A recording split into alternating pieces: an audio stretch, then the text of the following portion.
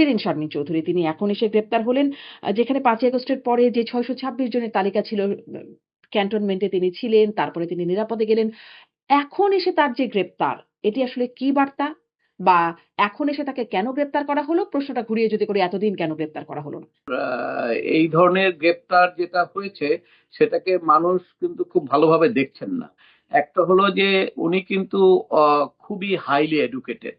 আপনি তার ব্যক্তি অবস্থান বা তার শিক্ষা জীবন, প্রফেশন সেই সম্পর্কে বলছেন যে তিনি কিন্তু অপরাধ যদি করে থাকেন তাহলে তো তিনি অপরাধী হবেন। এই অপরাধের জায়গাটাই আমি আপনার কাছে একটু জানতে চাই যে তার মামলার মেরিট কেমন? ঠিক আছে, এটা তো হাসি দেওয়া ছাড়া আমার আর কোনো অ্যান্সার দিতে হয় না। 18 মাসের মধ্যে বিচার বিভাগ আমরা পানির নিচে ডুবিয়ে গিয়েছিলাম, তাই না, তলিয়ে গিয়েছিলাম। এখন আমরা আমাদের মাথাটা উঁচু করতে পেরেছি, কিন্তু আমরা এখনো নিশ্চিত না যে আমরা কি তলিয়ে যাব নাকি আমরা আস্তে আস্তে আমার সমস্ত চরিত্র উপরে উঠবে। কাজে প্রশ্ন হবে লাগামহীন। জানতে চাই, জানাতে চাই এই সময়ের পালস অফ পলিটিক্স। জুলাই আগস্টের এক হত্যা মামলায় নিজ বাসা থেকে গ্রেপ্তার হয়ে কারাগারে গেছেন সাবেক স্পিকার শিরিন শারমিন চৌধুরী। 5ই আগস্টের পর ক্যান্টনমেন্টে আশ্রিত 626 জনের মধ্যে ডেপুটি স্পিকার শামসুল হক টুকু সহ অনেকে গ্রেপ্তার হয়ে দীর্ঘদিন আছেন কারাগারে। এছাড়াও দেশে থাকা আওয়ামী লীগ নেতাকর্মী বা সংশ্লিষ্ট অনেকে গ্রেপ্তার হলেও ধরা ছোঁয়ার বাইরে ছিলেন শিরিন শারমিন চৌধুরী। কিন্তু কেন, কিভাবে? ক্যান্টনমেন্ট থেকে বের হওয়ার বেশ পরে গত নভেম্বরে জানা গেল ঘরে বসেই পাসপোর্টের আবেদন করেছেন, সম্পন্ন হয়েছে তার বায়োমেট্রিকও। তাহলে সেনাবাহিনী থেকে সরকারি দপ্তরের যোগাযোগ থাকা সত্ত্বেও কেন সংসদের প্রথম অধিবেশনে তাকে পলাতক বা নিখোঁজ বলেছিলেন প্রধানমন্ত্রী তারেক রহমান? গ্রেপ্তারের পর আদালতে শিরিন শারমিন চৌধুরীর পক্ষে জামিন এবং রাষ্ট্রপক্ষের রিমান্ড আবেদন দুটি নামঞ্জুর করেন আদালত। আওয়ামী লীগের আলোচিত বা গুরুত্বপূর্ণ নেতাদের কারোরই খুব একটা জামিনের খবর পাওয়া না গেলেও ব্যতিক্রম ছিলেন সাবের হোসেন চৌধুরী। অন্যদিকে সম্প্রতি জামায়াতের কর্মী সওদা সুমি বা তার আগে জুলাই যোদ্ধা তাহরিমা সুরভি, মেহেদী হাসানরা গ্রেপ্তার হলে জামায়াত এনসিপির তীব্র প্রতিবাদের মুখে খুব দ্রুতই জামিন পেয়ে যান তারা। আওয়ামী লীগ পতনের পর যে প্রত্যাশা ছিল মুক্ত হবে আদালত, প্রতিষ্ঠিত হবে আইনের শাসন, কিন্তু এখনো প্রতিনিয়ত প্রশ্ন উঠছে কোথা থেকে কার ইশারায় হয় গ্রেপ্তার আর কার ইশারায় মিলে জামিন। এসব নিয়ে কথা বলতে স্বপ্নধারা নিবেদিত পালস অফ পলিটিক্সে আমার আজকের অতিথি সুপ্রিম কোর্টের সিনিয়র আইনজীবী, মানবাধিকার কর্মী অ্যাডভোকেট মনজিল মোর্শেদ। অ্যাডভোকেট মনজিল মোর্শেদ, আপনাকে স্বাগত জানাচ্ছি পালস অফ পলিটিক্সে আমার আজকের আয়োজনে। ধন্যবাদ আপনাকে আমাকে সংযুক্ত করার জন্য, এবং যারা শুনছেন সকলকে শুভেচ্ছা।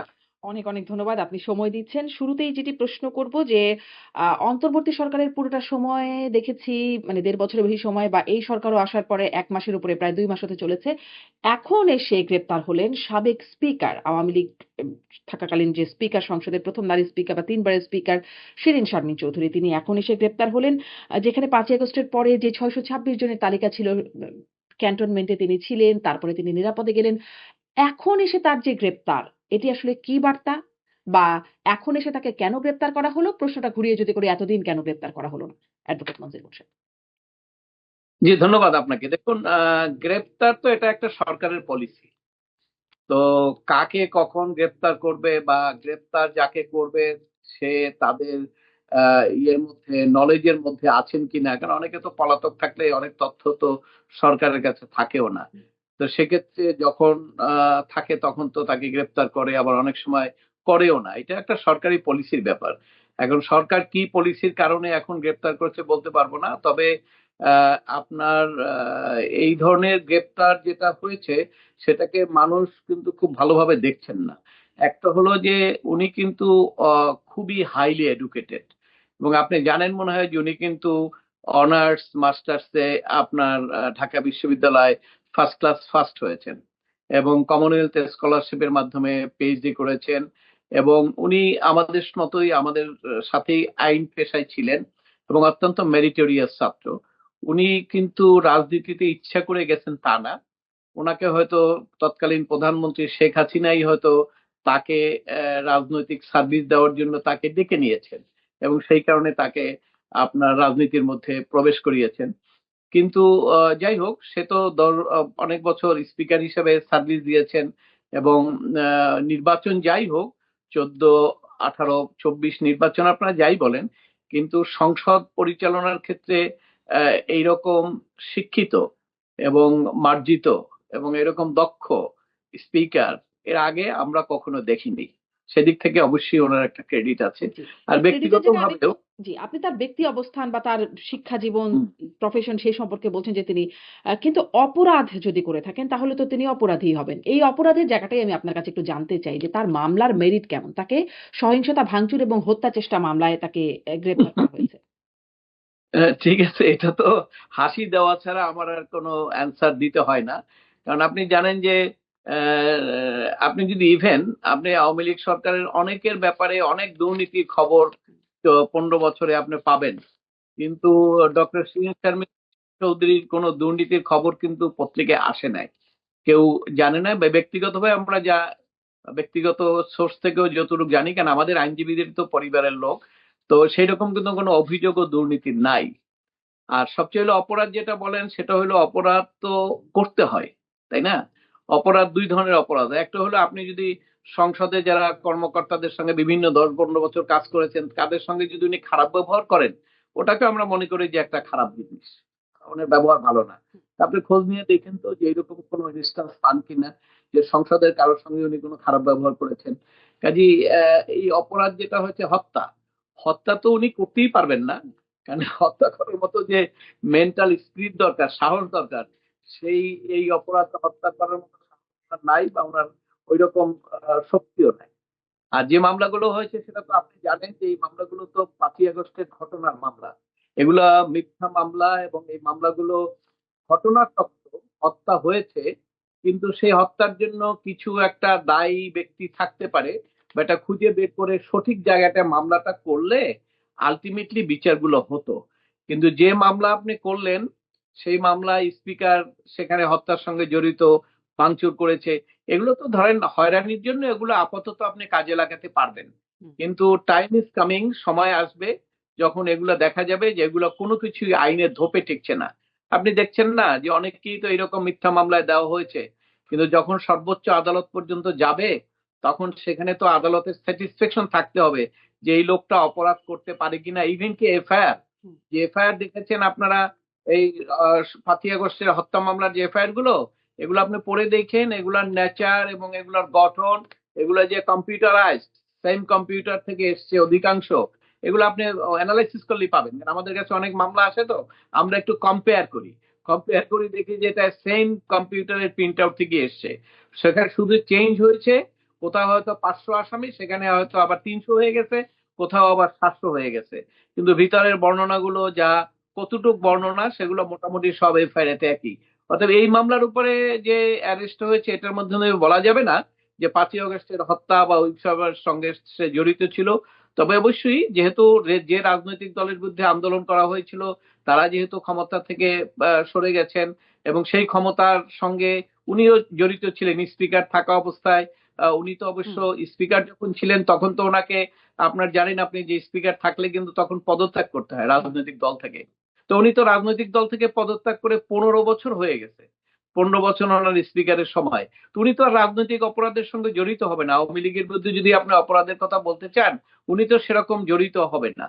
এবং আপনি জানেন যে এই জি। সংসদে আপনি যখন যেটি পরিচালনা বলছেন যে আপনি জানেন মানে মানে বা আপনিও কম্পেয়ার করে দেখেছেন। আমি আরো আইনজীবীদের সাথেও কথা বলেছি বিভিন্ন সময়। আ অনেকেই আসলে এই কম্প্যারিজন টা করেছেন যে আসলে একই জায়গা থেকে আসা বা কপি পেস্ট বলছেন অনেকে যে মামলাগুলো কপি করে পেস্ট করে দিয়ে তার আসামিদের নাম এরকম করেও করা হয়েছে। কিন্তু আপনি বলছেন জানেন বা আরো আইনজীবীরা জানছেন, দেখছেন কিন্তু আদালত কি দেখতে পাচ্ছেন না? মানে আদালত তো জামিন দিলেন না। জামিনের আবেদনও হয়েছিল। কিন্তু জামিন দিলেন না। কি বিবেচনা করে? বা যদি আরেকটু এভাবে প্রশ্ন করি, আদালতের কাছে রিমান্ড আবেদনও হয়েছিল, জামিনের আবেদনও হয়েছিল। আদালত রিমান্ড আবেদনও মঞ্জুর করেন নাই, জামিন আবেদনও মঞ্জুর করেন নাই। তাহলে শুধু কারাগারে রেখে মানে আসলে কি হবে? পারপাসটা কি? না দেখুন, বাংলাদেশের প্রেক্ষাপটটা আপনাকে চিন্তা করতে হবে। সদ্য একটা নির্বাচন হলো, তার আগে 18 মাস আমরা একটা মব কালচারে ছিলাম, তাই না?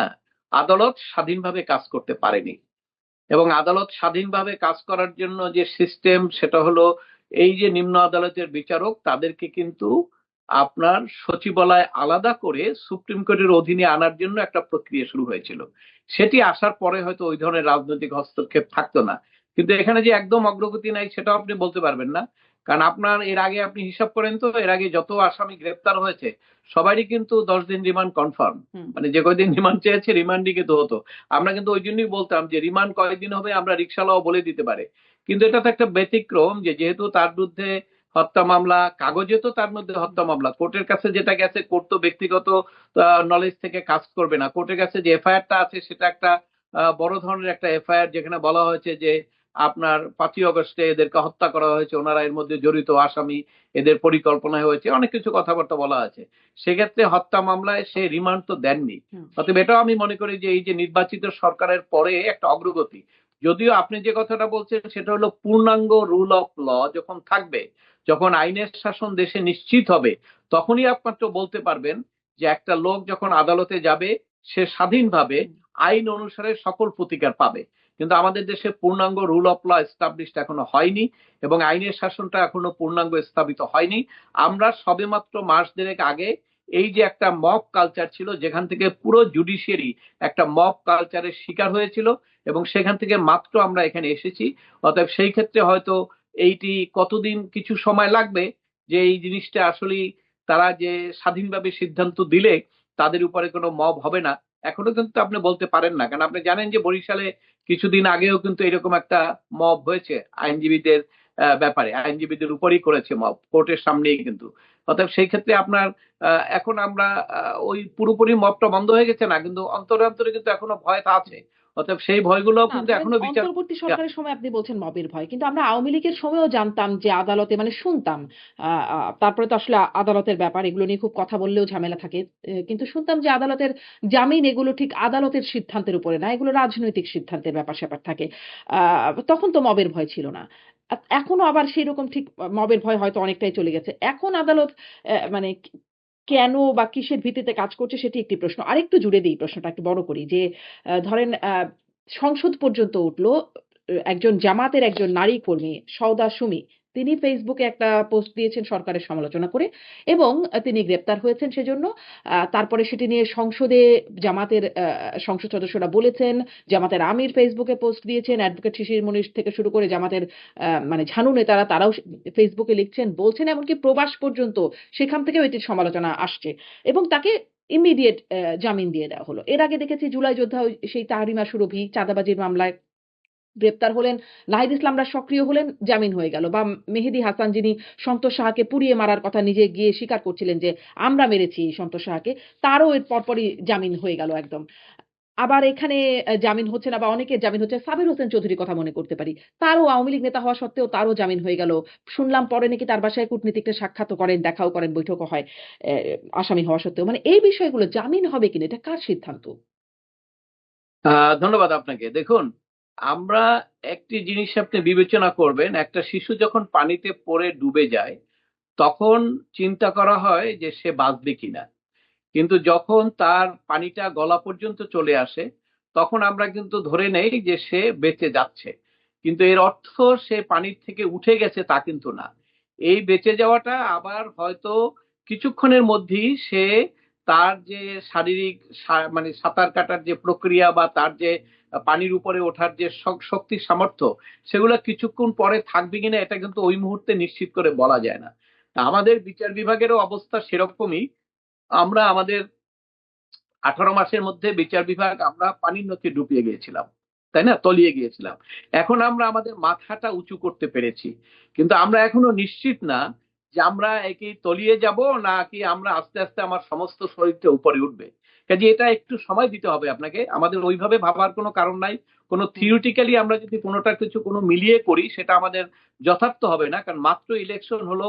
আমাদের প্রত্যাশা হলো যে যারা সরকারে এসছেন তারা হয়তো রুল অফ লটা ফিরিয়ে আনবেন, কিন্তু এটা যে খুব দ্রুত সবকিছুই একদম 100% আনতে পারবেন তাও না। কারণ সরকারে যারা আছে এখনো কিন্তু আপনার জামাত, এনসিপি, যারা নাকি আপনার রুল অফ ল ধ্বংস করেছিল অন্তর্বর্তীকালীন সরকার, তাদেরও একটা অংশ কিন্তু ক্ষমতার পার্ট এখন। যদিও আপনি দেখছেন সংসদে দল বিরোধী দল এবং তাদের মধ্যে মত পার্থক্য, কিন্তু আলটিমেটলি কিন্তু তাদের মধ্যে এখনো ঐক্যবদ্ধতা রয়েছে। বিশেষ করে যদি আপনি বলেন যে আওয়ামী লীগের ব্যাপারে দৃষ্টিভঙ্গি, সেটা কিন্তু তারা ঐক্যমত। তারা কিন্তু এখনো আওয়ামী লীগকে নির্বাচন করতে শুরু করা বা দল করা শুরু করা, সেটা তো দেখলেন অন্তর্বর্তীকালীন সময়ের আদেশে যে গেজেট করেছিল যে কর্মকাণ্ড নিষিদ্ধ, তো একটা দল, রাজনৈতিক দল ক্ষমতায় আসার পরে তো সেটা মানুষ প্রত্যাশা করেছিল যে এইটা মনে হয় আর পাস হবে না, কিন্তু সেটা তো হয়নি।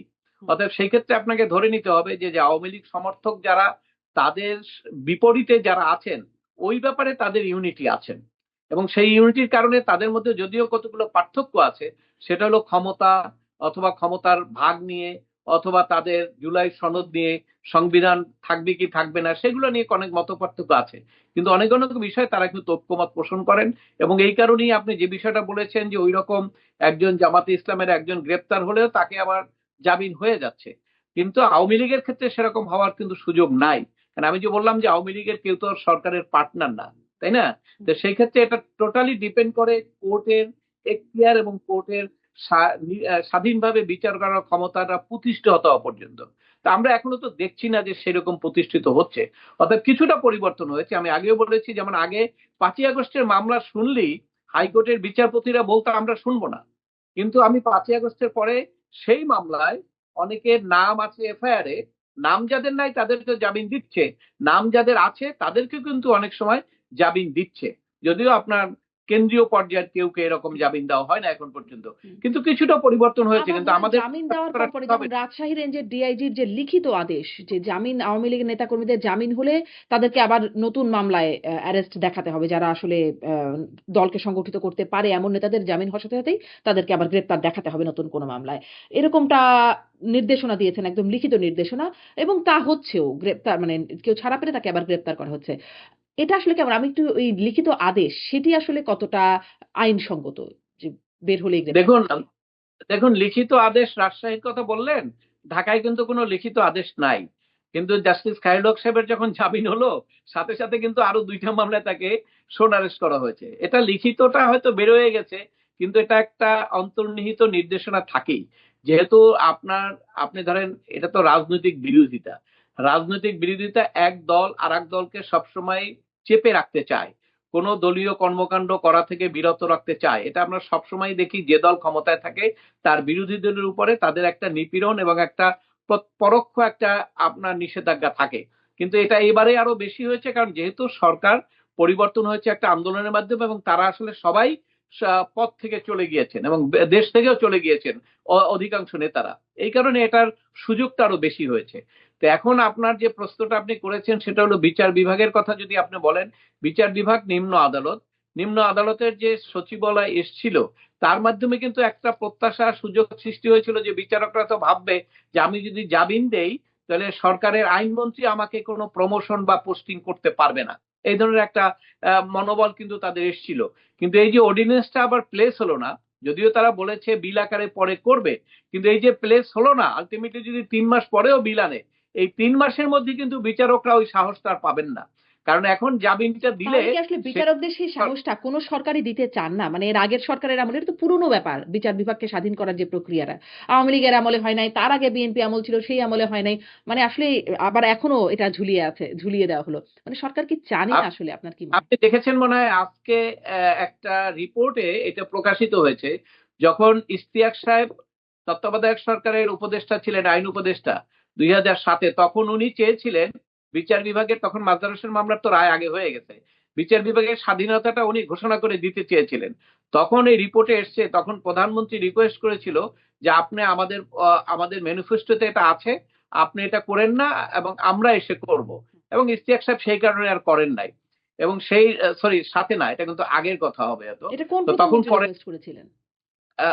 তৎকালীন প্রধানমন্ত্রী খালেদা জিয়া, আচ্ছা। এবং ইফতিয়াক সাহেব তখন নিয়েছিল। আজকে আমি রিপোর্টটা পড়লাম, এটা সম্ভবত আপনার আমি জানি না ঠিক এক্স্যাক্টলি মনে নাই, বিবিসি অথবা অন্য কারো রিপোর্ট, সেখানে এই রিপোর্টটা এসছে, একটা পত্রিকার রিপোর্ট আর কি। তো তখনও করা হয় না, কিন্তু পরবর্তীকালে দেখেন আপনার এই বিচার বিভাগের স্বাধীনতা কিন্তু ব্যারিস্টার মইনুল হোসেন সাহেব উনি এই গেজেটটা করে দিয়েছিলেন, কিন্তু আলটিমেটলি পূর্ণাঙ্গ স্বাধীনতা হয় নাই। এই বিচার বিভাগের সচিবালয় নিয়ে কিন্তু একটা টানাপোড়েনে এস কে সিনহা তাকে দেশ ছাড়তে হয়েছে। আসলে তো ষোড়শ সংশোধনী যে আমার মামলা, সেটাও একটা কারণ, কিন্তু তার আগে ওই টানাটানি শুরু হয়েছিল যে বিচার বিভাগের স্বাধীনতাটা কতটুকু থাকবে, কারণ উনি কোর্টের মধ্যেই বলেছিলেন যে বিচার বিভাগের নিম্ন আদালতের যে ফাইলগুলো ডিল করা হয় মিনিস্ট্রিতে, সেখানে যখন কনসালটেশন হয় সুপ্রিম কোর্ট তাকে বলে ট্রান্সফার করার জন্য, কিন্তু সে যদি সরকার না চায় ওই ফাইলটা ট্রান্সফারটা হয় না, আলমারির মধ্যেই থাকে। আবার মিনিস্ট্রি যেটা বলে যে এটা আপনার ট্রান্সফার করা দরকার, সেটা যখন এখান থেকে কনসালটেশন করে বলা হয় করে দাও, ওটা পরের দিনই গেজেট হয়ে যায়। এই ধরনের ক্রাইসিস গুলোর কথা উনি বলেছিলেন। তো এই যে টানাপোড়েন, সেই টানাপোড়েনের মধ্যে আমরা অন্তর্বর্তীকালীন সরকারও কিন্তু প্রথমে সেটা করেনি। এবং আপনি জানেন যে একটা সভা হওয়ার কথা ছিল যেখানে ডক্টর ইউনূস ঘোষণা দেওয়ার কথা ছিল। প্রধান বিচারপতি তৎকালীন খুব আশান্বিত ছিলেন এবং আমাদেরকে বলেও ছিলেন মিডিয়ায় যে একটা সুখবর আসছে, কিন্তু ওই মিটিং এ কিন্তু প্রধান উপদেষ্টা গিয়ে সে কাজটা আর করেননি। এবং সেটা না করে নির্বাচনের ঠিক মাস দেড়েক দুয়েক আগে উনি একটা অর্ডিন্যান্স করে দিলেন। এবং সেই অর্ডিন্যান্সটা উনি জানেন যে এই অর্ডিন্যান্সটা নির্বাচনের পরে কি হবে না না হবে ওইটা কিছু জানেন না, উনি ক্রেডিটের জন্য করলেন। যদি ওই অর্ডিন্যান্স নিয়ে আমি ব্যক্তিগতভাবে এটা সমালোচনা করেছি, এটার মাধ্যমে পূর্ণাঙ্গ স্বাধীনতা হয় নাই। তো যাই হোক, তারপরে এখন দেখা গেল যে সরকার বলছেন যে বিল আনবেন। বিল আনার মাধ্যমে যে কথাটা আপনি বললেন, রাজনৈতিক দল কি সবাই চায় না? হ্যাঁ, আগে অবস্থান তাই ছিল, কিন্তু এই যে 5ই আগস্টের পরে যে ঘটনা, রাজনৈতিক পট পরিবর্তন এবং রাজনৈতিক পরিস্থিতির যে পরিবর্তন, এর কারণে কিন্তু সবারই প্রত্যাশা যে বিচার বিভাগ যেন আলাদা থাকে। এবং আলাদা না থাকলে যে কি হয় সেই অভিজ্ঞতাটা তো বিএনপির আছে। কারণ বিএনপি আওয়ামী লীগের সময় যদি বিচার বিভাগ স্বাধীন এবং নিরপেক্ষ স্ট্যান্ড ভাবে কাজ করতে পারতেন, তাহলে কিন্তু বিচার বিভাগের কাছ থেকে বিএনপি অনেক ক্ষেত্রে আইনি অধিকার থেকে বঞ্চিত হতো না। এবং আজকেও যদি বিএনপি একই কাজ করে, যে বিচার বিভাগকে স্বাধীন না করে একদম দৃঢ় অবস্থানে না রেখে সে যদি রাজনৈতিক প্রভাবের মধ্যে রাখতে চায়, তাহলে যেটা ভবিষ্যতে হবে ওই একই অবস্থা হবে, যে বিএনপি তো আর আজীবন ক্ষমতায় থাকবে না। বিএনপি যখন ক্ষমতা থেকে চলে যাবে, তখন এই বিচার বিভাগের অধীনেই তারা আবার বিচারের যে অধিকার সেখান থেকে তারা বঞ্চিত হবে। অর্থাৎ এই অভিজ্ঞতার কারণে আমি আশা করি যে তারা হয়তো এই যে অর্ডিন্যান্স যেগুলো উত্থাপন করা হয় না, সেগুলো প্রপারলি এই অ্যাক্ট করে বিল আকারে এনে এগুলো পাশ করবেন। যদি না করেন, জাজমেন্ট কিন্তু আছে, এটা নিয়ে আইনি লড়াই চলবে, আমরাও চালাবো, আমরাও বলবো। এবং আমাদের এখন প্রত্যাশা হলো এটি করবে বিএনপি। এখন আমরা দেখা যাক, অন্তত 2-4 মাস সময় যাক, এর মধ্যে যদি না হয়, আনটিল 6 মান্থের মধ্যে যদি তারা কোনো বিল উত্থাপন না করে, তাহলে কিন্তু আমাদের ধরে নিতে হবে যে না, তাদের ইচ্ছা নাই। অর্থাৎ সেটা সেক্ষেত্রে সেটা তখন আপনি আমাদের বলছেন যে 6 মান্থ পর্যন্ত অন্তত অপেক্ষা করতে হবে বিল উত্থাপন করার জন্য, কিন্তু এটা মানে সরাসরি করা হলো না। যেখানে আপনি একটু আগেই বলছিলেন যে সন্ত্রাস বিরোধী আইন যেটিতে আওয়ামী লীগকে নিষিদ্ধ করা হয়েছে, সেটি আবার পাশ হয়ে যাচ্ছে এবং সেখানে যদিও নির্বাহী আদেশে কোনো দলকে নিষিদ্ধ করার বিরোধিতা করেছিল একদম ১ম এ বিএনপি সেটার বিরোধিতাই করেছিল। যদিও আবার পরবর্তীতে যখন করা হয়েছে তারা সাধুবাদ জানিয়েছে। এবং তৎকালীন প্রধান উপদেষ্টাও বলেছিলেন যে একটা গণমাধ্যমে, আন্তর্জাতিক গণমাধ্যমে সাক্ষাৎকারে বলেছিলেন যে করবেন না, নিষিদ্ধ করার কোনো চিন্তাভাবনা তার নাই, যেহেতু বড় একটি দল এটির বিরোধিতা করছে, মানে বিএনপি যেহেতু বিরোধিতা করছে। কিন্তু তারপরে নির্বাহী আদেশে নিষিদ্ধ হলো এবং সেই যে অধ্যাদেশ সেটি এখন আইনেও পরিণত হতে যাচ্ছে। বরঞ্চ যোগ হচ্ছে শাস্তি। যে যদি কেউ সভা সমাবেশ বা আওয়ামী লীগের সেই কার্যক্রম করে তাহলে যেটি ছিল না সেটি আরো শাস্তি আরো যোগ হচ্ছে।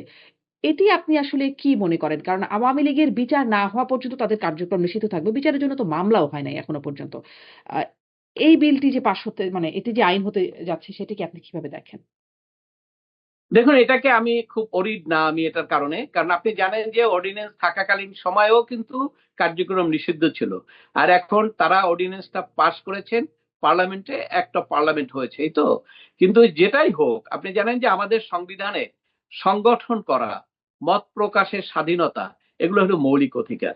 এগুলাকে আপনি কোনো আইন করেন না নাই করেন, সেগুলো দিয়ে এখানে আপনার ধরে রাখতে পারবেন না। যখনই কেউ আদালতে যাবে, তখনই এটা বাতিল হয়ে যাবে। কেউ কি এখন যাবে এখানে অনেকগুলো, হ্যাঁ আদালতে? নিশ্চয়ই যাবে, কেন যাবে না? আপনার এটা কোনোভাবে মনে করার কারণ নাই যে এই আইন আদালতে চ্যালেঞ্জ হবে না। আপনি একটু ওয়েট করেন, নিশ্চয়ই হবে, না হওয়ার তো কোনো কারণ নাই। কারণ হলো যে এটা হতো যদি এইরকম হতো যে এই আওয়ামী লীগ দলটা যদি এমন হতো যে আওয়ামী লীগ দলের সাপোর্টার হলো আপনার ধরেন 1%, হুম। তাহলে একটা কথা ছিল যে জনগণ তো তাদের পাশে নাই। আপনি জানেন যে 30-40% লোক আওয়ামী লীগের সমর্থক। এবং যখনই সরকারে যারা থাকবে, ধরেন অন্তর্বর্তীকালীন সময়ের সময় আওয়ামী লীগের সাপোর্ট আরো বেড়ে গিয়েছিল। এখন এই রাজনৈতিক দল বিএনপি এসছে, বিএনপির সাপোর্ট আছে এখন। বিএনপি যখন সুশাসন দিতে পারবে না, যখন বিচার বিভাগকে স্বাধীন করবে না, এবং যখন দেশের মানুষের সমস্যার সমাধান করতে পারবে না, তখন ওই সাপোর্টটা কোথায় যাবে? ওই সাপোর্টটা তখন আওয়ামী লীগের পক্ষেই যাবে। তখন তো তাদের সাপোর্ট আরো বেড়ে যাবে। তাহলে আপনার এটা মনে করার কোনো কারণ নাই। এটা একটা মানে বিশেষ পরিস্থিতি, এবং সেই বিশেষ পরিস্থিতির কারণে হয়তো এখন যাচ্ছে না। কিন্তু এই যে আইন হোক আর যাই হোক, হুম। কারণ হলো যে আইনটা যে এখন একটা বাস্তবতা হলো, আজকে যদি বিএনপি এই অর্ডিন্যান্সটা পাস না করে, তাহলে আপনি ধরে নেন আজকে বিএনপির তো একটা বড় স্ট্রং অপোজিশন আছে, যারা নাকি ক্ষমতায় আসার জন্য মোটামুটি তারা নিশ্চিত ছিলেন, এবং এই জন্য তারা কিন্তু মন্ত্রী পরিষদও গঠন করেছিলেন, আমরা সোশ্যাল মিডিয়ায় দেখেছি। অর্থাৎ সেটা কিন্তু তাদের একটা ভঙ্গ হয়েছে, স্বপ্ন ভঙ্গ। অর্থাৎ সেই কারণে তারা কিন্তু প্রথম দিন থেকে বিএনপিকে চাপে রাখছেন। বিএনপিকে চেষ্টা করা হচ্ছে বিএনপি ভারতের দালাল, বিএনপি আওয়ামী লীগের দোসর, এবং বিএনপি জনগণের পক্ষের লোক না, এইটি করার জন্য তারা সোশ্যাল মিডিয়া এবং রাজনৈতিক অঙ্গন সব জায়গায় এমন একটা শক্ত অবস্থান তৈরি করে তারা ঝাঁপিয়ে আছে আন্দোলনের জন্য। এই অবস্থায় যদি বিএনপির পক্ষ থেকে ওই আওয়ামী লীগের গেজেটটা যদি আবার অর্ডিন্যান্সটা যদি পাস না করে, তাহলে কি হবে? তাহলে সাথে সাথেই তারা বলে ফেলবে, এই দেখেন আমরা বলেছিলাম না আওয়ামী লীগের দোসর, এই যে দেখেন আওয়ামী লীগের দোসর। এবং আমাদের দেশের কিছু রাজনৈতিক ব্যক্তি আছে যারা ইমোশনাল পলিটিশিয়ান, তারা রাজনীতি বুঝে শুনে করে না, তারা ইমোশনাল পলিটিক্স করে। এবং ইমোশনাল পলিটিক্স করার কারণেই দেখবেন হঠাৎ করে কোনো বিষয় না বুঝে শুনে হাজার হাজার মানুষ রাস্তায় নেমে যায়, তাই না? তো সেই কারণে ইমোশনাল পলিটিক্সের যে এফেক্ট, সেটাও কিন্তু কম না। আপনি দেখেন যখন এই আওয়ামী লীগকে নিষিদ্ধ করবে না বলেছিল, কারণ ইন্টারন্যাশনালি তো আসলে এটা হয় না, এটা তাকে সভ্য সমাজে এটা বলতেই হয়। কিন্তু যখন এই এনসিপি জামাত যখন সভা ডাকলো শাহবাগে এই দাবিতে, তখন বিএনপি কিন্তু সেখানে যায় নাই, এবং বিএনপি যায় না। কিন্তু পাশ হওয়ার পরে যদি বিএনপি বলে যে এটা আমরা একমত না, তাহলে তো বিএনপিকে আবার ওই দোসর করে তারপরে এই যে নির্বাচন যেটা হয়েছে সেখানে কিন্তু ওই ধরেন ইমোশনাল সেরকমই যদি থাকতো ইমোশনাল তাহলে বাকি ভোটারদেরকে নিয়ে তারা বিলগুলোর মতো, বিজয় অর্জন করবে। জি, বাকি অনেক বিলের মতো এই বিলটাকেও ঝুলিয়ে রাখা যেত, কিন্তু এই বিলটা তো পাশ হয়েই যাচ্ছে। বরঞ্চ যেটি আমার গত অনুষ্ঠানে মাসুদ কামাল বলছিলেন, সাংবাদিক মাসুদ কামাল, যে আগেও এই সন্ত্রাস দমন বা সন্ত্রাস বিরোধী আইন একটা কালো আইন হিসেবে পরিচিত ছিল, আওয়ামী লীগের সময় এই কালো আইনটি করা হয়েছে, অনেক সমালোচনা, এখন সেটাকে কুচকুচে কালো বা অমোচনীয় কালো করে ফেলা হচ্ছে, মানে শাস্তির বিধান আরো যোগ করে। মানে বিএনপি তো ইমোশনাল বলছিলেন আপনি, যেরকম তাকে করতে হয় অনেক ক্ষেত্রে, এটাকে ঝুলিয়েও রাখতে পারতো, যেমন অন্যান্য বিলগুলোকে ঝুলিয়ে রেখেছে। আহ, না দেখুন আপনার, হ্যাঁ সেটাই তো, ঝুলিয়ে রাখার অর্থ হলো যেমন আপনার এই যে বিল আকারে আনবে আমাদের সুপ্রিম কোর্টের বিচারক নিয়োগ এবং আপনার সচিবালয়, তা সেটা ওই ঝুলিয়ে রাখতে গিয়ে তাদের যে অবস্থা, আপনি টোটাল মিডিয়া দেখেন, টোটাল সচেতন মানুষ সবাই তো বিএনপির উপরে ঝাঁপিয়ে পড়ছে, হুম। যে তারা বিচার বিভাগের স্বাধীনতা চায় না, তারা বিচার বিভাগকে কন্ট্রোল করতে চায়, এই কথাগুলো তো চলে আসছে, তাই না? তো সেই কারণে ওটা ঝুলিয়ে রাখলেও একই অবস্থা হতো। কিন্তু আমি বলছি যে ঝুলিয়ে রাখার চেয়েও বিএনপি তো আপনার এইটা আশা করার কোনো কারণ নাই। কেন বিএনপি আর আওয়ামী লীগ কি একই ধরনের রাজনীতি করে? তারা তো বিপরীত ধর্মী রাজনৈতিক সংগঠন, এবং একে অপরের কিন্তু প্রতিদ্বন্দ্বী, এটা মনে রাখতে হবে আপনাকে। আজকে যদি এই আওয়ামী লীগ সহ সবাই নির্বাচনে প্রতিদ্বন্দ্বিতা করে, তাহলে সেখানে জামাতের সিট টিট কোথায় যাবে এটা আমি জানি না, তবে বিএনপি বা আওয়ামী লীগই কেউ 1 নম্বর হবে, কেউ 2 নম্বর হবে। এটি কেউ সরকারে যাবে, কেউ এইটি হলো বর্তমানের প্রেক্ষাপট, এবং এইটা আগামী অনেক দিন চলবে। যতদিন পর্যন্ত আপনার বাংলাদেশে এই এই ধরনের পলিটিক্স থাকবে, ততদিন এটা চলবে। তো সেই ক্ষেত্রে এখন আপনার বিএনপি যেহেতু একটা ভালো পজিশনে আছে, রাজনীতি করছে, গুছিয়ে নেবে তারা, সে অবস্থায় কেন তারা চাইবে তাদের একটা প্রতিদ্বন্দ্বী দলকে তারা একদম তাকে সুযোগ দিয়ে তাকে আপনার জায়গা করে দিবে? এটা তো করার কথা না, এবং সেই জন্যই হয়তো তারা করে নাই। কিন্তু আপনারা অনেকে হয়তো মনে করছেন যে বিএনপি এটা করবে, কিন্তু আমি কিন্তু আগেই মনে করেছি যে এটা করবে না, কারণ বিএনপি তো তার প্রতিদ্বন্দ্বী সংগঠনকে স্পেস করে দিবে না। স্পষ্ট, এবং স্পেসটা তারাও দেখুন রাজনৈতিক দমন দলকে নিষ্পেষণের যার যার শিকারও অবস্থান হয়েছে। করে থেকে নিতে হবে। জি, তারা ওই দলটির হাতে, মানে আওয়ামী লীগের হাতে অনেক দমন নিষ্পেষণের শিকার হয়েছে, ফলে সেটিও একটা কারণ হতেই পারে। কিন্তু সন্ত্রাস বিরোধী আইন নিয়ে কথা বলছি, এই আইনটি যে বলছিলাম যেটি কালো আইন, তখন অনেক সমালোচনা, বিএনপি অনেক সমালোচনা করেছিল যখন এই আইনটি হয়, সুশীল সমাজের প্রতিনিধিরা এটির সমালোচনা করেছিলেন। কিন্তু অন্তর্বর্তী সরকারের সময় এর সবচেয়ে বেশি প্রয়োগ দেখা গেছে, এবং এখনো এই বিএনপি সরকার ক্ষমতায় আসবার পরেও দেখা যাচ্ছে স্বাধীনতা দিবসে 9 জনকে গ্রেপ্তার করা হয়েছে সন্ত্রাস বিরোধী আইনে জয় বাংলা স্লোগান দেবার জন্য। সুনামগঞ্জে আইনজীবীদের মধ্যে থেকে এরকম জয় বাংলা স্লোগান দেবার জন্য সেখানেও 25 জনের বিরুদ্ধে মামলা হয়েছে বলে জানা গেছে। এবং আজকেও মানে শিরীন শারমিন চৌধুরীকে আদালতে যখন তোলা হয়, তখন হট্টগোল হয় আদালতের চত্বরে, জয় বাংলা স্লোগান দেন আওয়ামীপন্থী আইনজীবীরা। মানে ইনারাও কি এই গ্রেপ্তারযোগ্য অপরাধ করে ফেলেছেন? সন্ত্রাস বিরোধী আইনে যেভাবে জয় বাংলা স্লোগান দিয়ে গ্রেপ্তার হচ্ছেন, এখন কি ইনারাও গ্রেপ্তার? দেখুন দেখুন কালো আইনের কথা তো বলছেন, আপনি একটু ফিরে যান আরো অনেক আগে। সেই 80 সাল থেকে তো আমরা ছাত্র অবস্থা থেকে শুনতে আছি বিশেষ ক্ষমতা আইন, এটাকে বলা হচ্ছিল কালো আইন। যখন এরশাদ ছিল, তখন মনে করা হয়েছিল যারা আসবে এটাকে বাতিল করবে, করে নাই। আবার যখন বিএনপি ক্ষমতায় ছিল, আওয়ামী লীগ এটা বলছে বিশেষ ক্ষমতা আইন বাতিল করো, করে নাই। তারপরে আবার আওয়ামী লীগ ক্ষমতায় আছে, তারাও করে না, কেউই করে না। কালো আইন, যে কালো আইনের কথাই বলি, রাষ্ট্র পরিচালনার জন্য যখন একটা আইন হয় যেটার থেকে বেনিফিট পাওয়া যায় রাষ্ট্রে যারাই আসে, কারণ আমরা এখন পর্যন্ত আপনি যত দলগুলো ক্ষমতায় আসে বা যারা আসছে, 5ই আগস্টের যদিও পরিবর্তনের পর একটা প্রত্যাশা সৃষ্টি হয়েছে, কিন্তু সেটা কতটুকু কার্যকরী হবে এখন আমি বলতে পারি না, কারণ বিরোধটা এত স্ট্রং পক্ষ বিপক্ষের মধ্যে। সেটা হয়তো আলটিমেটলি কোনো রেজাল্ট আমাদেরকে দিবে কিনা এটা ভবিষ্যৎ বলতে পারবে। কিন্তু এখনো কালো আইন ব্যবহার করে রাষ্ট্র পরিচালনা যেহেতু একটু সুবিধাজনক, সেটি যেন আপনি জয় বাংলা স্লোগান দিচ্ছেন। এই যে আমাদের যে স্পিকার মির্জা গোলাম হাফিজ সাহেব, উনি তো মুক্তিযোদ্ধা ছিলেন, উনি কি জয় বাংলা দিয়ে মুক্তিযুদ্ধ করেন নাই? কর্নেল অলি আহমেদ যে এখন বলছেন যে জামাত ইসলাম বলছেন উনি নাকি স্বাধীনতার ঘোষণা দিয়েছেন, কর্নেল অলি আহমেদ কি ফিল্ডে যখন মুক্তিযুদ্ধ করছে তখন একটা যুদ্ধে জেতা, মানে যে কোনো একটা সামনাসামনি ফাইটে জেতার পরে ওনার বাহিনী নিয়ে উনি জয় বাংলা স্লোগান দেন নাই? তো জয় বাংলা তো মুক্তিযুদ্ধের স্লোগান, যদিও সেটা আওয়ামী লীগের নিজস্ব স্লোগান করেছিল, যার ফলে একটা পক্ষ এটাকে আবার আওয়ামী লীগের স্লোগান হিসেবে বিবেচনা করেছে। এবং আজকে জয় বাংলা বলার ক্ষেত্রে তো আপনি যে বললেন যে এক মহিলাকে গ্রেপ্তার করেছে, এটি তো আপনি এটি এক ধরনের আইনি শাসনের পরিপন্থী। এবং এই জন্যই বলি আপনার এই কাজগুলো যারা যারা করবে, তারা যতদিনই জনগণের কাছে বলতে চাক যে তারা প্রশাসন দিবে, আইনের শাসন নিশ্চিত করবে, এটা অ্যাবসার্ড। কারণ আপনি যখন একটা বেআইনি কাজ করবেন, আইনের ব্যত্যয় করে একটা কাজ করবেন, সেটাকে আইনের শাসন বলে না, এবং সেখানে সুশাসনও বলে না।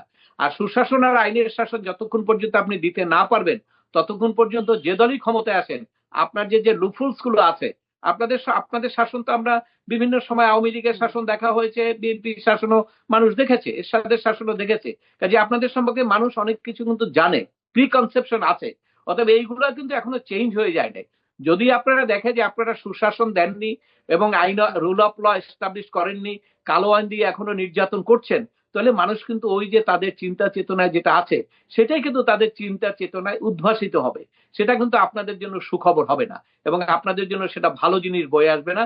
কারণ যদি আবার নির্বাচন আসে, তখন সেই নির্বাচনে কিন্তু আজকে আপনাদের যাদের সমর্থন পেয়েছেন, আপনাদের নিজস্ব কর্মী ছাড়া, নিজস্ব দলের লোক ছাড়াও তো আপনারা সমর্থন পেয়েছেন, সেই সমর্থনটা কিন্তু আপনাদের পক্ষে তখন থাকবে না। জি, জনাব তারেক রহমান মাননীয় প্রধানমন্ত্রী হবার পরে তিনি বলেছিলেন তিনি যারা ভোট দিয়েছেন তাদের প্রধানমন্ত্রী, যারা ভোট দেন নাই বা বিরোধী পক্ষে ভোট দিয়েছেন তাদেরও তিনি প্রধানমন্ত্রী। ফলে সেটি একটা দেখার বিষয় এখন সামনে তো আছেই। একটু আবারও আসি যে আপনি বলছিলেন না যে সরকারের পলিসি কে গ্রেপ্তার হবেন, কে গ্রেপ্তার হবেন না। আবার জামিনের বিষয়টাও যেটা বুঝলাম সেটিও যে ঠিক আদালতের হাত থেকে নিয়ন্ত্রিত হচ্ছে বিষয়টি ঠিক তেমন মনে হচ্ছে না কথা শুনে। আ মানে তাহলে কি এটি সরকারের পলিসি বলতে সরকারের ঠিক কোথা থেকে? স্বরাষ্ট্র মন্ত্রণালয়, আইন মন্ত্রণালয় নাকি কোথা থেকে আসে এই সিদ্ধান্তগুলো যে কার জামিন হবে বা কাকে গ্রেপ্তার করা হবে এই বিষয়গুলো? না, আপনার এই যে আহ, নির্বাচনের পরে, নির্বাচনের পরের পরিস্থিতিটা কিন্তু আগের মতো না। আমি যে বললাম না আপনাকে, আপনার ধরেন এই যে রিমান্ড হলো না, এটা কিন্তু আপনার মনে করতে হবে যে এটা নিয়ন্ত্রিত না, হুম, তাই না?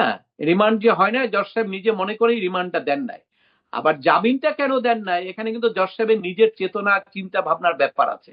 উনি হয়তো একটা মামলায় গ্রেপ্তার হয়েছেন আজকে, এবং এই সমস্ত রাজনৈতিক দল আওয়ামী লীগের সঙ্গে যারা জড়িত তাদের ব্যাপারে সরকারের একটা শক্ত অবস্থান আছে। এবং শুধু সরকারের না, জামাত বিএনপি তাদেরও, জামাত এবং এনসিপি তাদেরও একটা, যারা নাকি কিছুদিন আগেও তারা ভায়োলেন্স করেছে, এই সমস্ত বিভিন্ন চিন্তা করে কিন্তু উনি এখানে, ওনাকে কেউ বলতে হয় না যে জামিন দিয়েন না। হুম। এটা আমার মনে হয় ওনার নিজের ডিসিশনই উনি নিয়েছেন যে আমরা জামিন দিলাম না, রিমান্ডও দিলাম না।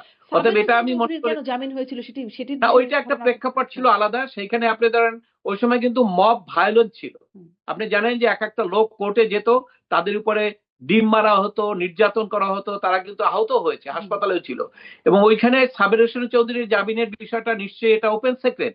আমরা সবাই জানি যে যারা নাকি আপনাদেরকে ক্ষমতা এনেছেন বা যারা সেই বিদেশি শক্তি প্রভুরা, সেখান থেকে তাদের একটা চাপ ছিল।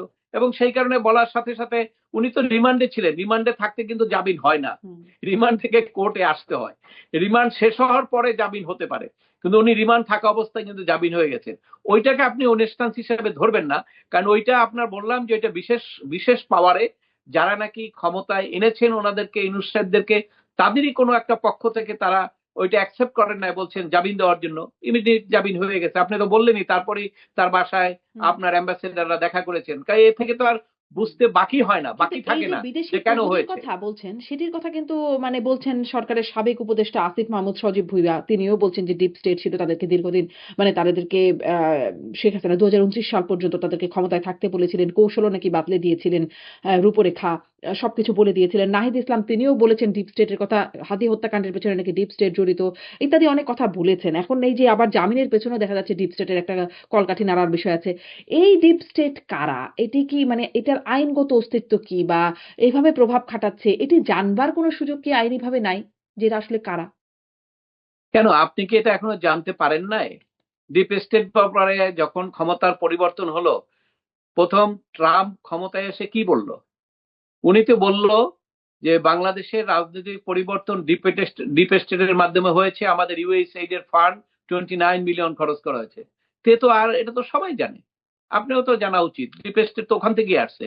ওই ডিপ স্টেট কি মিন করে, কারা কারা, এটা তো সবাই আমরা জানি। এবং ওই ফান্ডের কথা যখন হয়েছে, তারপরে ওই ফান্ডের যারা গোড়া যারা সেই আমেরিকাতে কি এক্স অ্যাম্বাসেডার মোলায়মান নাকি নাম, ওনারা সহ ওনাদের সব টিম কিন্তু এখানে এসে যাদের যাদের ফান্ড দিয়েছে সবার সঙ্গে কথা বলে গিয়েছে, যেগুলো জানি ডিটেলস আর বাইরে না বেরোয়, তাই না?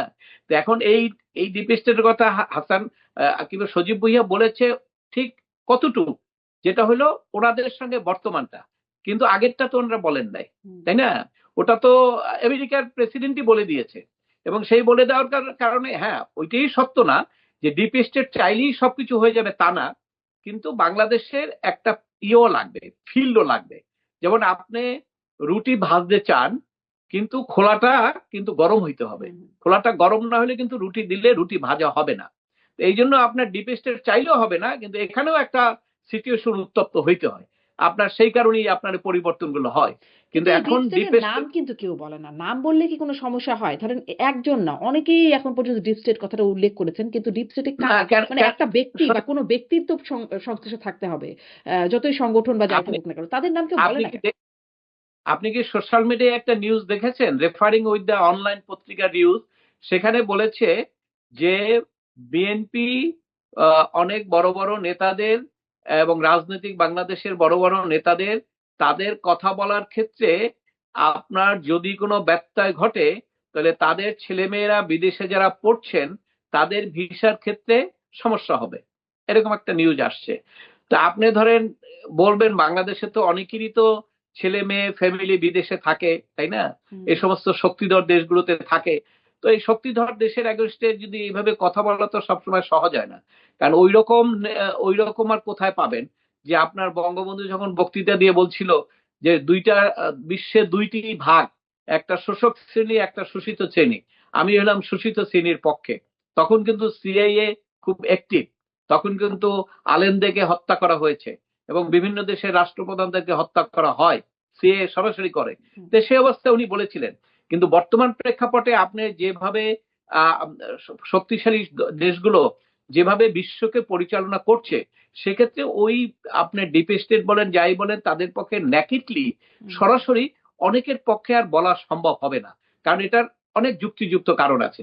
তারপরে আমি বলবো যে সরকার যে আছে, সরকারের মধ্যেও তো আপনার, এটা তো এনসিপি আলাই বলছে যে সরকারের মধ্যেও তো আপনার আগে যারা ছিলেন ডিপ স্টেটের প্রতিনিধি হিসেবে যারা সরকার ছিলেন, তাদের একটা অংশ কি সরকারে নাই এখন? আছে না? সেটা তো আছে। অতএব সেক্ষেত্রে এখনো যে আমরা স্বাধীনভাবে কতটুকু কি করতে পারবো, এই বিষয়টা তো আপনাকে বিবেচনা করতে হবে। কতটুকু আমরা করতে পারবো? আমরা ছোট্ট দেশ, আমাদের সব দিক থেকে ক্রাইসিস আছে। আর সবচেয়ে হলো যে আমাদের এখানে রুল অফটা নাই, আমাদের এখানে গুড পলিটিক্স নাই, আমাদের এখানে আইনের শাসন নাই, এবং আমাদের এখানে প্রতিষ্ঠান নাই। যে একটা জায়গায় আপনার ক্রাইসিস হলে আপনি যদি একটা বিপদে পড়েন, বেআইনি হ্যারাসমেন্টে পড়েন, আপনি যে কোর্টে গিয়ে আপনি প্রোটেকশন নেবেন, সংবিধানে এটা আছে, কিন্তু বাস্তবতা সেটা নাই। কাজে সেই কারণে এই সামগ্রিক বিষয়গুলো বিবেচনা করেই আপনাকে কথা বলতে হয়। কাজে এই বিষয়গুলো যদি আমরা মাথায় তাহলে না আসলে রাখি, মানুষ তাহলে ওই যে কোনো আদালতের আলোচনার উপর ভরসাটা, লাভ হবে না। আদালতের উপর ভরসাটাই বা মানুষ আসলে রাখবে কি করে যদি পরিস্থিতিটা আসলে এমনই হয়, এবং দিন দিন যদি ভালো না হয় খারাপ হয়, মানুষের আদালতের উপর আস্থা রাখবে কি করে? আরেকটা বিষয় একটু ছোট্ট করে। একটু শেষ করে যে এটা জি, উত্তরটা দিয়ে দেয়, আচ্ছা, এটা হ্যাঁ, উত্তরটা দিয়ে দেয়। হ্যাঁ। আদালতের উপরে ভরসা কি মানুষ খুব রাখছে? বলেন, যদি খুব রাখতো তাহলে এই যে কতগুলো আইন হয়েছে, আপনার কতগুলো অন্যায় কাজ হয়েছে 18 মাসে, যেগুলা সংবিধানের সঙ্গে সাংঘর্ষিক, একদম সাংঘর্ষিক। এই যে রাজনৈতিক দল করা যাবে না, একটা লোকের আপনার মামলা হতে পারে, কোনো সমস্যা নাই, কিন্তু একটা দল দল তো একটা বোবা জিনিস, ওর তো প্রাণ নাই। তো একটা দলকে আপনি নিষেধ করেন কেমনে, সাজা দেন কেমনে? একটা গাছকে কি আপনি সাজা দিতে পারেন? তা তো পারেন না। তাহলে একটা আওয়ামী লীগ একটা দল, এটাকে তো আপনি সাজা দিতে পারেন না। একটা অর্ডিন্যান্স করে বলে দিলেন বেআইনি, না, তো কিন্তু মানুষ কি কোর্টে সংগঠন গেছে? করে যদি তারা অপরাধ না, সংগঠিত করে, সংগঠন করে যদি না, অপরাধ সংগঠিত করে, তাহলে সেটা তো পরের কথা। সংগঠন করে সংগঠন হবে, কিন্তু সংগঠনে সবাই তো অপরাধ করে নাই। ধরেন বাংলাদেশে 5 কোটি লোক আওয়ামী লীগ করে, 50 লাখ লোক অপরাধ করছে, 4.5 কোটি লোক তো অপরাধ করে নাই, তাদের তো ওই আওয়ামী লীগ করার অধিকার আছে। এই যে আপনি বাতিল করলেন, এটা তো সংবিধানের সঙ্গে পুরো সাংঘর্ষিক। তা আপনি কেউ কি কোর্টে গেছে বলেন? তো যায় নাই, কেন যায় নাই আপনাকে বুঝে নিতে হবে যে আদালতের উপরে অতটা ভরসা মানুষ পাচ্ছে না। এবং কেন পাচ্ছে না, এটা আমাদের আদালতই তো হাহাকার। আদালতের বিচারকরাই তো হাহাকার অবস্থায় ছিল। কে কখন কাকে কোথা দিয়া মব কালচার করে তাদেরকে উপর আক্রমণ করে, কোর্টে হয়েছে না? কোর্টের মধ্যেই তো আদালতে হিয়ারিং করার সময় কোর্টের বিচারকের উপরই তো আপনার আক্রমণ হয়েছে, হয়েছে না? তারপরে ঘেরাও করে পদত্যাগ হয়েছে, সবকিছু তো হয়েছে। কাজে আপনি যে আপনার এমন শক্ত জিনিসটাকে কথা বলছেন, আপনি কি কখনো মবের ভয় পান নাই? মানে অন্তর্বর্তী সরকারের পুরোটা সময় গেল বা এখনো আছে? না, মবের ভয় আছে। আমার মবটা হয়তো অতটাকে সিরিয়াস রাজনৈতিক দল নেয় না, কারণ আমি তো কোনো দল করি না। কিন্তু আমি যদি কোনো দলের অন্তর্ভুক্ত হতাম, তাহলে নিশ্চয়ই সেটার শিকার হতে হতো। কারণ আমি দেখেছি তো আপনার আওয়ামী লীগের সময়ও যে সমস্ত কথাবার্তা আমি বলেছি, অনেকগুলো কথাই তো আওয়ামী লীগের বিরুদ্ধে গেছে। যখন হুম। হারুন তাদেরকে গ্রেপ্তার করলো 2 তারিখে, তখন আমি যে কথাটা বলেছি টেলিভিশনে, কোন রাজনৈতিক দলের নেতা সেটা বলতে পারতো না। এবং আমি বলেছি ওই কারণেই, যেহেতু আমি তো বিএনপি করি না বা আমি তো কোনো রাজনৈতিক দল করি না, কাজে ওরা ওইটাকে দেখবে এটা হার না, তাদের জন্য হার না। হুম। কিন্তু আমি যদি দল করতাম তখন তারা মনে করতো এটা হার। তো একইভাবে ওই আপনার অন্তর্বর্তীকালীন সভার সময় তারা দেখেছে যে উনি তো আর আওয়ামী লীগ করে না, উনি তো বিএনপি করে না, জাতীয় পার্টি করে না, কাজে উনি বলার ক্ষেত্রে বলছে ওইটা কোনো সমস্যা নাই, ওনার তো ফলোয়ার নাই, উনি বলছে, কাজে এই জন্য হয়তো আপনার কি বলে এই যে ভায়োলেন্স যেটা মব কালচার, সেটা হয়তো হয় নাই। কিন্তু সেটা হোক বা না হোক সেটা প্রশ্ন না। প্রশ্ন হলো যে আপনার যখন আপনি মব ভায়োলেন্সে করবেন, তখন তো স্বাভাবিকভাবে বিচার বিভাগের উপরে মানুষ কিছুটা দূরত্ব চলে যাবে, বিচার বিভাগের আস্থা রাখতে পারবে না। আর আস্থা রাখার জন্য বিচার বিভাগের যে মানসিকতা, যে স্ট্রেংথ, যে মেরুদণ্ড, হুম। সেটা নিয়ে যতদিন পর্যন্ত বিচার বিভাগ না আসবে, ততদিন পর্যন্ত সেই আস্থা এই মানুষ পাবে না। ততদিনের জন্য নিশ্চয়ই আমাদের অপেক্ষা করতে থাকতে হবে। একটা প্রসঙ্গ দিয়ে শেষ করি। মানে শিরীন শারমিন চৌধুরী দিয়ে শুরু করেছিলাম কথা বলা। সেখানে এই যে বললাম যে এতদিন কেন গ্রেপ্তার হলেন না আর এখন কেন গ্রেপ্তার হলেন? এই প্রসঙ্গে ধরেন যখন সংসদের ১ম অধিবেশন হয় তখন মাননীয় প্রধানমন্ত্রী বলেছিলেন যে সংসদের রীতি অনুযায়ী এখানে স্পিকার বা ডেপুটি স্পিকারের উপস্থিত থাকবার কথা। কিন্তু বিগত সরকারের বিরুদ্ধে যে জনরোষ, তার কারণে এখন তাদের কেউ স্পিকার, ডেপুটি স্পিকারদের কেউ জেলে, কেউ পলাতক। জেলে আছেন শামসুল হক টুকু, সাবেক ডেপুটি স্পিকার, এটা আমরা জানি। কিন্তু এই যে নিখোঁজ বা পলাতক মানে স্পিকার শিরীন শারমিন চৌধুরী, এই বিষয়টি কি, এই দাবিটি কি সত্য যে তিনি নিখোঁজ বা পলাতক? যেখানে আসলে ওই ৬২৬ জনের তালিকায় তিনি ছিলেন। তারপরে তিনি সেখান থেকে নিরাপদে চলে গেলেন। পাসপোর্ট অফিসে তার বায়োমেট্রিক, তার চোখের ছাপ বা আঙ্গুলের ছাপ থেকে শুরু করে সবকিছু তিনি দিলেন তার পাসপোর্ট, তার এবং তার হাসব্যান্ডের পাসপোর্টের জন্য। সেটাও পাসপোর্ট অফিস করল। তার বাসায় টিম পাঠানোর, মোবাইল টিম পাঠানোর জন্য পারমিশন দেওয়ার আ প্রক্রিয়া শুরু হয়ে গিয়েছিল সেই সময়। মানে সরকারের কোনো না কোনো কর্তৃপক্ষের কাছে তো তার বিষয় আছেই। তাহলে তিনি পলাতক বা নিখোঁজ, এই বিষয়টা কি আসলে খুব আ সত্য দাবি? দেখুন, যখন পাসপোর্টের বিষয়টা, তখন কিন্তু তারেক রহমান সাহেব লন্ডনে ছিলেন এবং উনি আসার পরে স্পিকার শিরীন শারমিন চৌধুরীর ব্যাপারে কিন্তু কোনো আপডেট মিডিয়াতে ছিল না, এবং আমরাও খোঁজ খবর নিয়েছিলাম কোথায় আছেন, আমরাও জানতে পারি নাই। এখন ওই সেন্সে যেহেতু একটা লোককে পাওয়া যাচ্ছে না, সেক্ষেত্রে উনি হয়তো হাইড করে আছেন, তাই না? কারণ উনি যদি কোথাও সুনির্দিষ্টভাবে কোথাও থাকতেন, সেটা কিন্তু মিডিয়ায় আসতো। হুম। কিন্তু ওই পাসপোর্টের পরে ওনার ব্যাপারে কোনো তথ্য কিন্তু মিডিয়ায় কোথাও আসে না যে উনি কি দেশ ছেড়ে চলে গেছেন না দেশে আছেন, কিভাবে আছেন। কারণ এটা সম্ভব, কারণ আপনার ওবায়দুল কাদের সাহেবই তো আপনি জানেন যে 3 মাস এখানে বিভিন্ন বাসায় ছিলেন। এই যে মোমেন সাহেব এখন বলতেছেন উনি প্রায় 8 মাস ছিলেন। হুম। ছিলেন তো, বাংলাদেশে তো থাকা সম্ভব। সব তথ্য যে পুলিশের কাছে থাকবে এমন তো কোনো কথা নাই। এখন সেই কারণে হয়তো ওনার তথ্য থেকে উনি বলেছেন যে পলাতক বা ওখানে খুঁজে পাওয়া যাচ্ছে না। এটা ওনার ব্যক্তিগত কিন্তু ধারণা ধরেন থেকে বলতে পারেন। বলতে পারেন। ওনার কিন্তু যদি যদি নলেজে ধরেন, থাকতো, হ্যাঁ, কিন্তু ধরেন তিনি ওনার যদি সেনা নলেজে হেফাজতে থাকতো, বা ক্যান্টনমেন্টে ছিলেন তিনি। সেখান থেকে তো না, তিনি ওখান থেকে তো পালিয়ে এখন যান তো নাই। না, শুরু না থেকে আমি একদম ক্যান্টনমেন্টে শুরুর কথা থেকে বলছি। হ্যাঁ মানে প্রথমে ছিলেন মামলা তো তখনও ক্যান্টনমেন্টে তার বিরুদ্ধে ছিল। মামলা ছিল শামসুল হক টুকু, মানে ডেপুটি স্পিকারের বিরুদ্ধে মামলা ছিল, তার বিরুদ্ধে মামলা ছিল। ডেপুটি স্পিকারকে গ্রেপ্তার করা হলো, আনিসুল হক বা সালমান এফ রহমান তাদেরকে গ্রেপ্তার করা হলো। অনেকে আবার নিরাপদে থাকলেন, ধরেন ডিবি এসবির সাবেক চিফ যিনি মনিরুল ইসলাম পুলিশ কর্মকর্তা, তিনি জানলাম যে তিনি নাকি বিদেশেও চলে গেছেন। এরকম অনেকে বিদেশে চলে গেলেন, অনেকে দেশে থাকলেন, কেউ কারাগারে গেলেন। মানে এই বিষয়টা কে ডিল করলো যে কে কোথায় যাচ্ছেন, কে কোথায় যাবেন? আহ এটি তো সেনাপ্রধান তো এই প্রশ্নের উত্তর দিয়েছেন। প্রথমত হলো যখন 5ই আগস্টের পরে এই ধরনের সমস্ত আওয়ামী লীগ নেতাকর্মীদেরকে বাড়িঘর জ্বালিয়ে দেওয়া, হত্যা করা, এই সমস্ত ঘটনা ঘটছে, সবাই ভয় ভীতির কারণে একটা শেল্টারে গেল এবং সেই শেল্টারটা একমাত্র জায়গা হলো ক্যান্টনমেন্ট।